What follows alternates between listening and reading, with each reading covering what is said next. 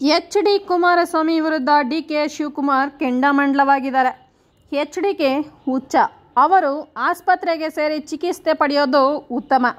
ನನ್ನನ್ನು ನೆನೆಸ್ಕೊಳ್ದಿದ್ರೆ ಅವ್ರಿಗೆ ನಿದ್ದೆ ಬರಲ್ಲ, ಬಾಯಿಗೆ ಬಂದಂತೆ ಹೇಳ್ತಿದ್ದಾರೆ.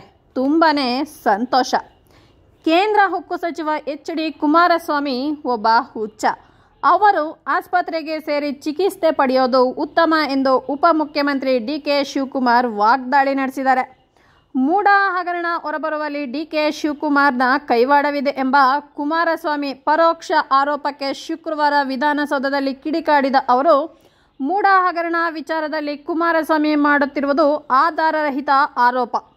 ಹುಚ್ಚು ಹಿಡಿದಿರುವ ಕಾರಣ ಅವರು ಈ ರೀತಿ ಸುಳ್ಳು ಆರೋಪ ಮಾಡುತ್ತಿದ್ದಾರೆ ಎಂದು ಟೀಕಾ ಪ್ರಹಾರ ನಡೆಸಿದ್ದಾರೆ ಡಿ.ಕೆ. ಶಿವಕುಮಾರ್. ಕೆಲವೊಬ್ಬರಿಗೆ ಪ್ರತಿದಿನ ನನ್ನನ್ನು ನೆನೆಸ್ಕೊಳ್ದಿದ್ರೆ ನಿದ್ದೆಯೂ ಬರಲ್ಲ, ತಲೆಯೂ ಸಹ ಓಡೋದಿಲ್ಲ. ಅವರು ಬಾಯಿಗೆ ಬಂದಂತೆ ಮಾತನಾಡುತ್ತಿರುವುದು ಬಹಳ ಸಂತೋಷದ ವಿಚಾರ ಅಂತ ತಿರುಗೇಟನ್ನ ಕೊಟ್ಟಿದ್ದಾರೆ.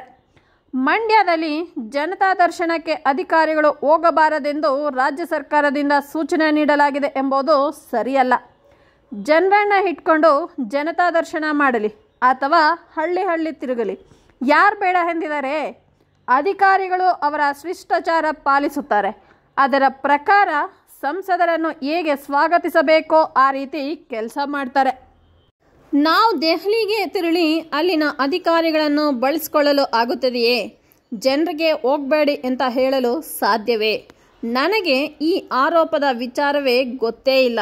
ನನಗೂ ಇದಕ್ಕೂ ಯಾವುದೇ ರೀತಿಯ ಸಂಬಂಧನೂ ಇಲ್ಲ ಅಂತ ಉಪಮುಖ್ಯಮಂತ್ರಿ ಡಿ.ಕೆ. ಶಿವಕುಮಾರ್ ಅವರು ಹೇಳಿದರು.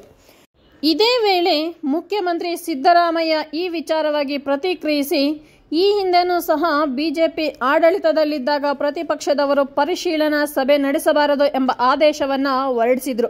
ಅಧಿಕಾರಿಗಳು ಹೋಗಬಾರದು ಎಂಬುದು ಎಚ್.ಡಿ. ಕುಮಾರಸ್ವಾಮಿಗಾಗಿ ಮಾಡಿದ್ದಲ್ಲ. ಮೊದಲಿನಿಂದಲೂ ರಾಜ್ಯದಲ್ಲಿ ಅಧಿಕಾರಿಗಳಿಗೆ ಒಂದು ಶಿಷ್ಟಾಚಾರ ಎಂಬುದು ಇತ್ತು.